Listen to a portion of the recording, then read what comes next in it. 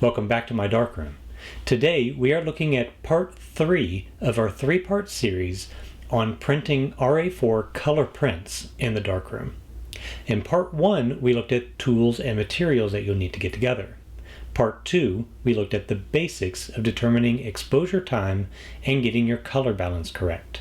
Here in part 3 we're going to look at a few more advanced techniques. Welcome to the Naked Photographer, where I'll be exposing myself. No, I won't.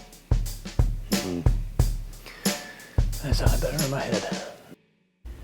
Once you get your exposure time and color balance correct, you then have a few more creative options. Of course, you have your basic dodging and burning.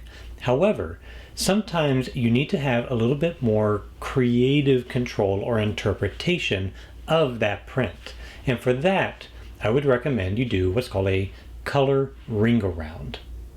Now, a RingAround is not an advanced technique so much as something new to learn. It is, however, a process that we would use when we printed color professionally in a print lab.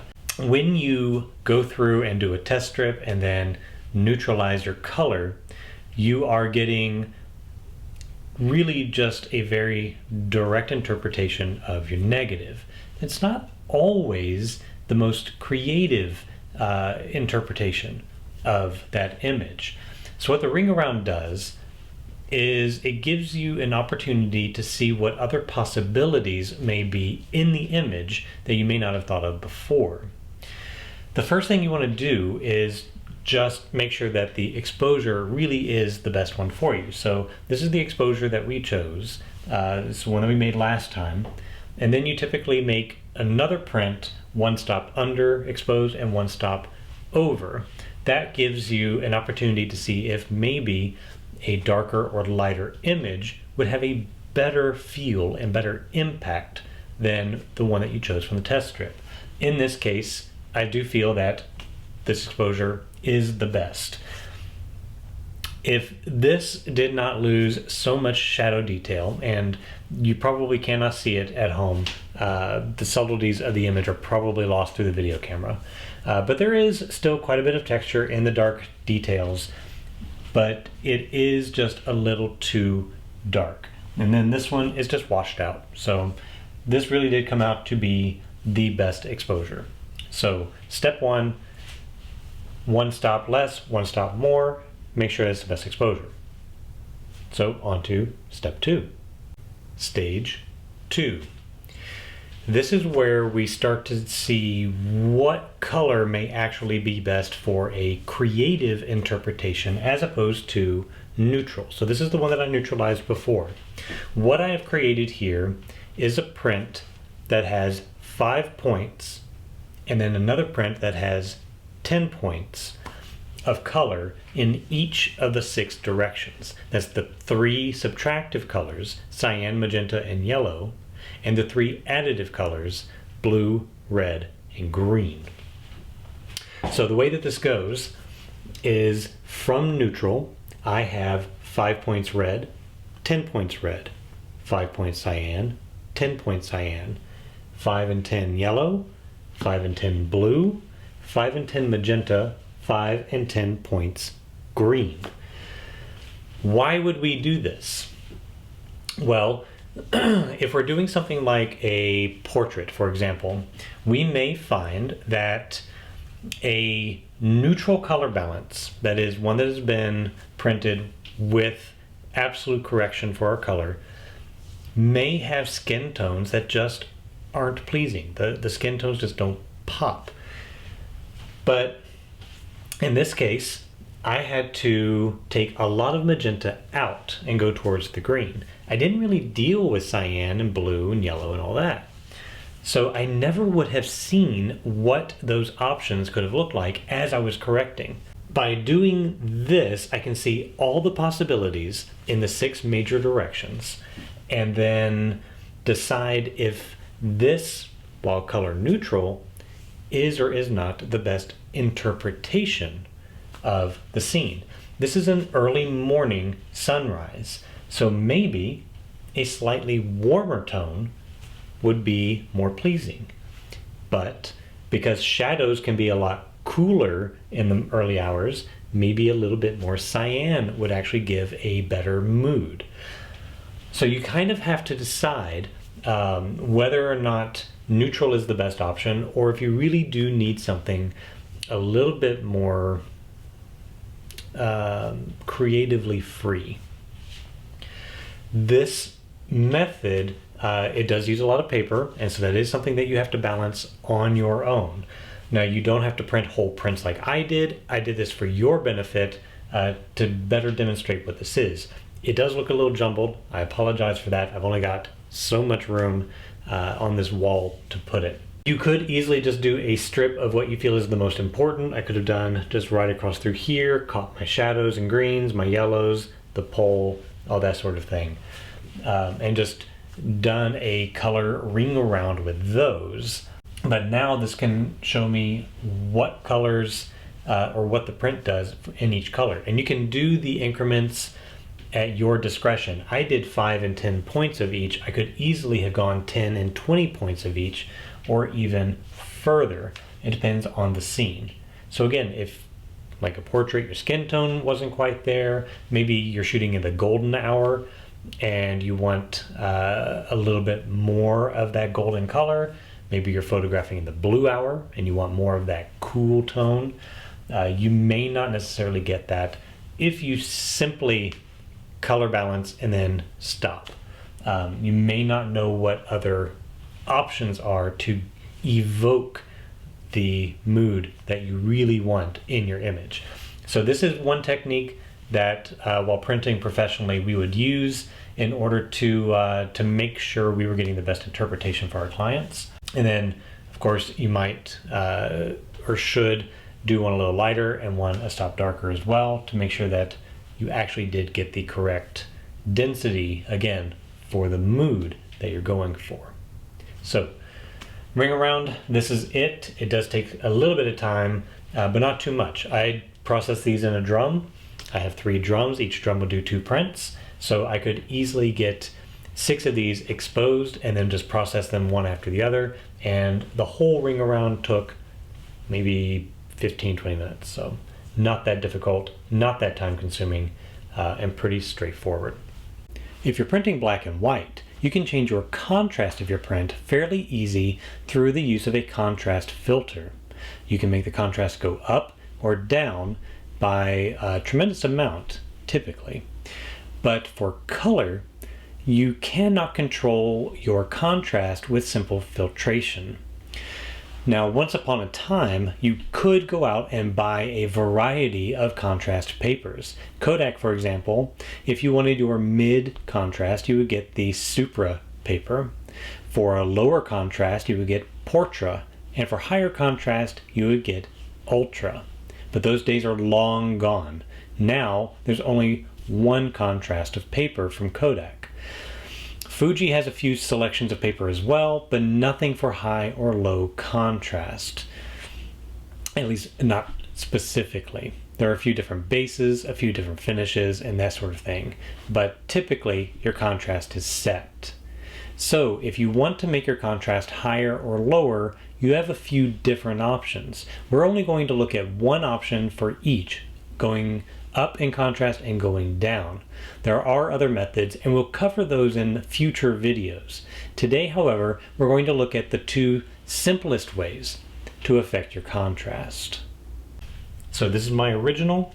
This is the contrast increased. Now, my highlights in the brightest areas, particularly here, are still the same in both prints.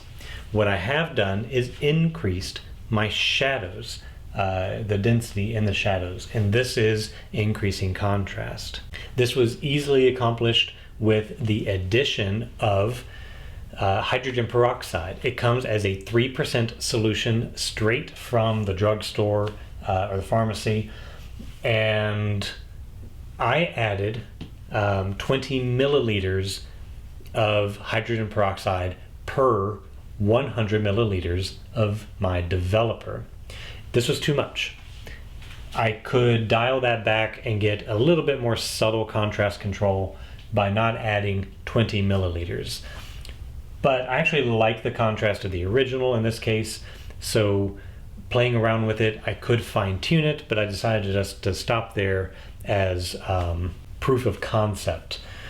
So add just a little. I just measured it out in a syringe from the pharmacy that goes up to 10 milliliters, did 2 of those, and just put it straight into the developer.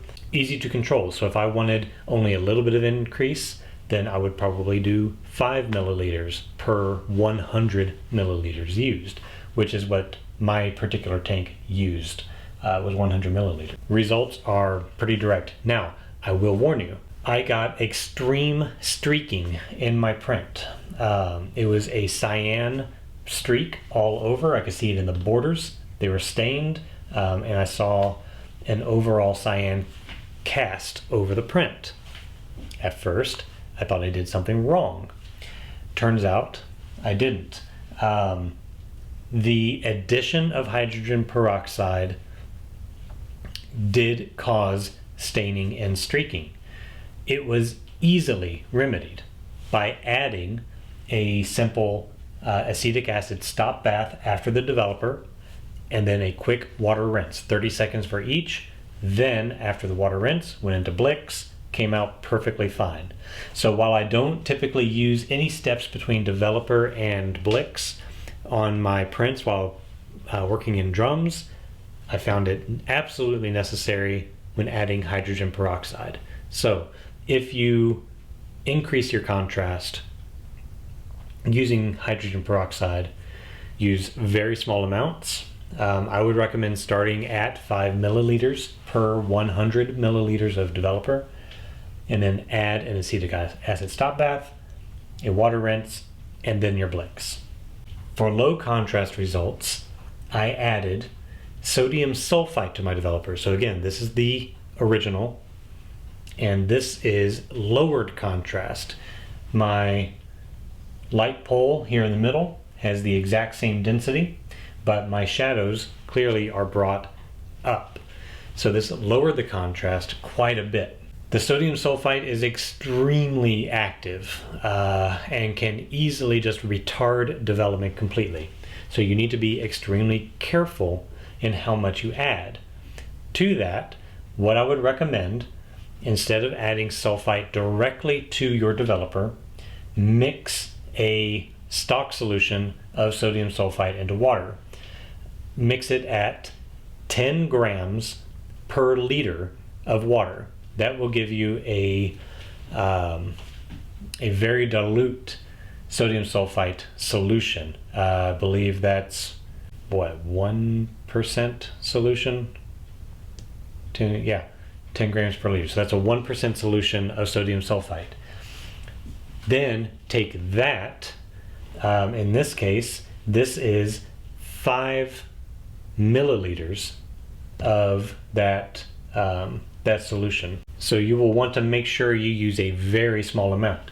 Now this is the same solution, but only 2.5 milliliters of that stock solution. You can see here with the 5 milliliters. My original, a slight decrease, a large decrease in contrast.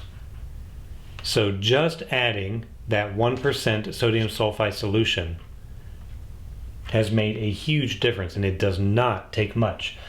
I mix it up or add it straight to what I'm already measured out for my developing drum. You can, however, mix this directly to your to a full liter of developer.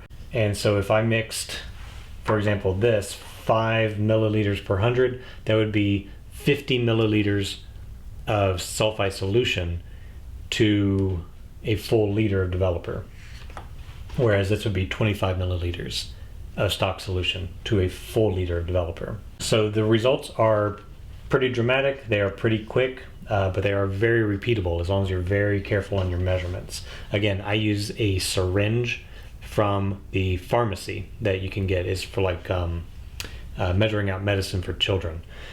So you can just go to Walmart pharmacy or any other pharmacy and just ask for a syringe for dosing kids and use that. Pretty easy to get. Of course, you can always get them from Amazon and stuff like that too. So lowering contrast, 1% sodium sulfite solution, that is 10 grams of sodium sulfite to a full liter of water, and then measuring that out and adding it to your developer. If you're going to mix it to a full liter of developer, this was 25 milliliters and this was 50 milliliters.